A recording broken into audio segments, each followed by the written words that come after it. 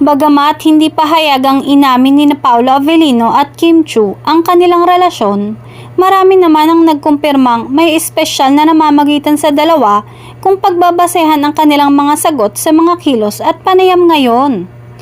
Ayon naman sa ilang mga naglabasang haka-haka, mas pinili umano ni Paolo Avellino ang kanyang long-time celebrity crush na si Kim Chiu, kaya tuluyan silang nagkalabuan ni Janine Gutierrez.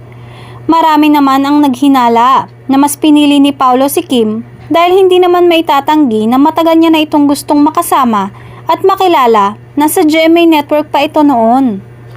Noon pa man ay hindi na nawawala ang paghanga ng aktor sa tuwing napapanood si Kim sa telebisyon.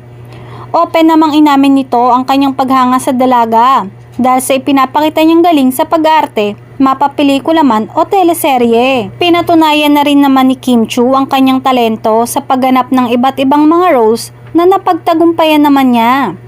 Kilala rin naman ang pangalan ng aktor na si Paolo Avellino sa industriya ng showbiz bilang isang magaling na aktor. Kaya naman hindi nakatakatakang mapili at matagumpay na maipareha silang dalawa ni Kim. Sa ngayon ay hindi pa naman diretsahang naglalabas ng anumang pahayag sina Janine Gutierrez at Paolo Avellino patungkol sa totoong estado ng kanilang relasyon ngayon at kung may katotohanan nga bang nagkaroon sila ng romantic relationship subalit nagkahiwalay dahil kay Kim Chiu.